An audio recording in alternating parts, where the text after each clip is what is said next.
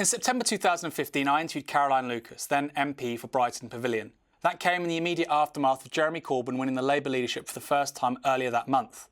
Since then, much has changed. Lucas is now once more leading the Green Party, now with her co-leader Jonathan Bartley. But in addition to that, we've had Brexit, the rise of Donald Trump, and now another general election on June the 8th. We caught up last week to discuss prospects of the Greens next month and, more generally, the future of British politics. So who's going to form the next government?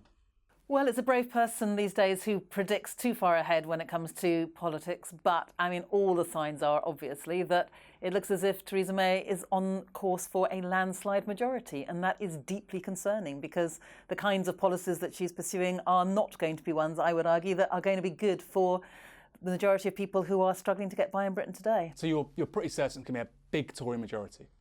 Well, if the polls are right, and I do appreciate nowadays one can hardly dare say that word, that phrase, because they often haven't been, but all of the evidence appears to show that she's on course for a big majority. And do you think that could change over the course of the next month? Everything can change. Things are not predictable. Lots of young people are registering to vote. I get that sense that people do want to stop this Tory landslide. And so everything is possible, but it means people getting really active and really believing that they can make a difference. So you've been a noted advocate of the Progressive Alliance, which would include the Liberal Democrats, the Greens, the Labour Party and the Nationalist parties. How reasonable an expectation is it that we could see a government which was a Progressive Alliance, given that the Liberal Democrats were in government themselves with the Tories for 5 years, and not just any coalition government, but one which oversaw massive austerity? Do you think that the expectations around the politics of the Liberal Democrats being as progressive as you might say are somewhat misplaced, perhaps? I think there's lots of assumptions in your question, and the first assumption, which I think I would challenge, is that most of the discussion right now, in fact all of the discussion right now about electoral alliances, progressive alliances, is about what happens between now and the election day. It's not talking specifically about what happens after the election day. So right now what Greens and others are calling for is for in a handful of marginal seats where if we don't get together with other centre-left or left parties, we know how the story ends. We know how the story ends because we fight each other and the Conservatives come straight through the middle. That is not good for progressive politics in the country. So what we're saying is that if in those handful of seats we can come to some reciprocal agreements whereby the person best placed to challenge the Tories gets the support of the other parties, then that surely is worth doing, if only to try to ensure that the landslide majority that Theresa May is predicted to get is less of a landslide and we can hold her more to account. But the second part of your question was about, how progressive are the Liberal Democrats? And, we could have a big debate about that. And I'm certainly no supporter of the policies that they stood up for when they were in coalition government. The tuition fees, the austerity cuts, what happened to the NHS and privatisation, of course not. But then I'm not a great fan either of the Iraq War. And we could sit here discussing how progressive is Labour, how progressive are the Lib Dems. And the only people who will be laughing out of that discussion would again be the right. You've already got UKIP supporting the Conservatives. They get their act together. It's about time we got our act together. That's absolutely true. I'm sure much of our audience would agree with you. But the truth is that the Liberal Democrats sided with the Conservatives when there was a hung parliament. And if there was to be another hung parliament as a result of precisely the tactical voting you're outlining, would we be fools on the left to anticipate the Liberal Democrats doing anything other than propping up the Conservatives again? Because by all rights, if anybody was to stop a Tory majority, it would be the Liberal Democrats performing better than they currently are, particularly in the southwest, and winning back those seats they lost 2 years ago. Were that to happen, it doesn't seem to me any more likely that they would go into government with the Greens, with Plaid, the SNP and Labour, than with the Tories. And Tim Farron's been very clear about his antipathy, quite frankly, for Jeremy Corbyn. He has, but he has also said that he would not go into coalition with the Conservatives. He has been on record now saying that. And I agree with you, had he not said that, that would have been of concern because I am absolutely no apologist for the kinds of policies of the coalition government. They were disastrous. But I come back to my point that right now, what the Green Party is trying to do is to maximise the number of MPs at the next Parliament who will support a change to our electoral system. So instead of having to have this discussion about is tactical voting legitimate, what expectations do we have of it, instead of having that discussion, we could be genuinely talking about climate change or social justice or food banks or the NHS or education.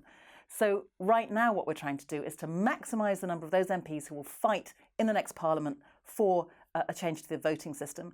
And the candidates that the Greens are supporting by standing aside in a number of constituencies are all candidates who've said that they would fight for that at the next Parliament. So Jeremy Corbyn is arguably the most left-wing leader of the Labour Party in 80 years. arguably ever.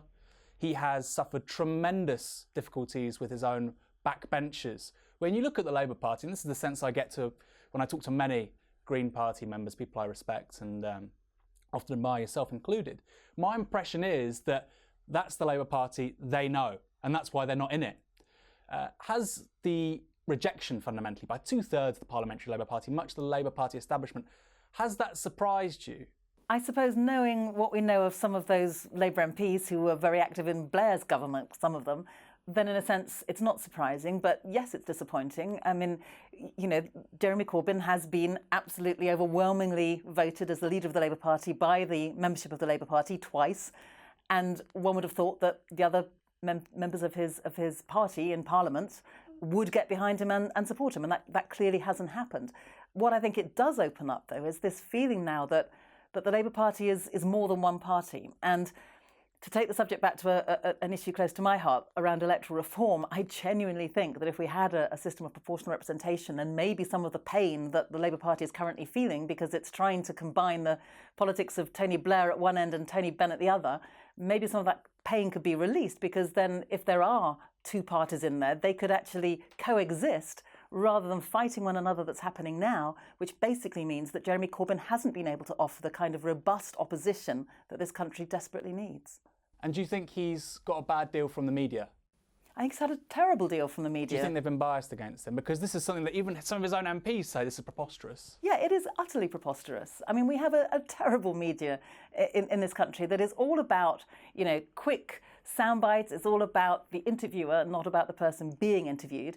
And if anyone has the temerity to try to do politics differently, as Jeremy has, and to be fair, as I think Greens try to do as well, you know, interviewers scent blood and they just go for them. And it doesn't make for good viewing, really, because you get no greater understanding of what is making different people tick. All you get an understanding of, frankly, is the ego of the person doing the interview. Do you think the media are letting the British electorate down?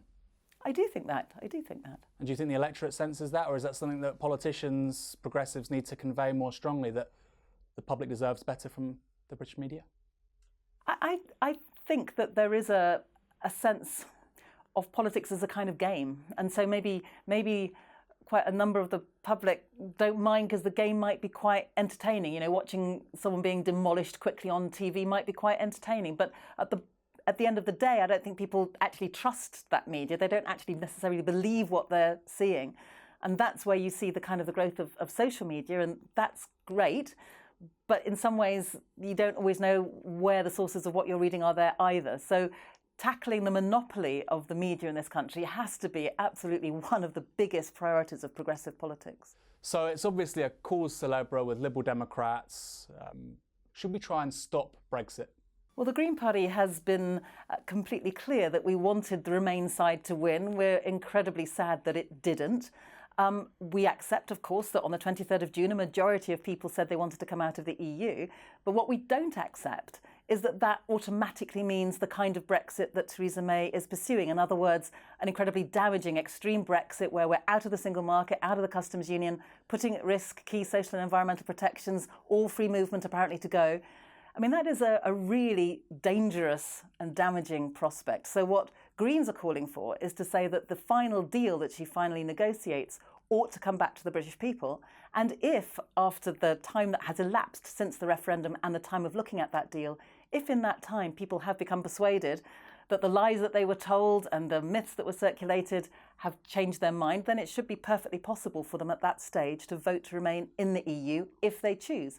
But that ratification referendum, the referendum on the final terms of the deal, is the end of the story. Whatever happens then clearly is the end of the story. Do you think the Remain camp made a big mistake by saying we have to have a second referendum, we have to stop Brexit, we have to reject Brexit, when it seems to me actually that Labour's position under Corbyn, although it's not as well communicated as it probably should be, is a socially just soft Brexit, maybe even staying in the single market. Now, it strikes me that if the Remain camp had congregated around that a bit more cohesively early on, that would almost certainly happen, because it's probably what most Brits want to happen. Do you think a strategic mistake was made there by a group within the Remain camp, even let's say Tim Farron early on, because of fundamentally a disdain for Jeremy Corbyn? Do you think that's then led to a schism in the Remain camp fundamentally?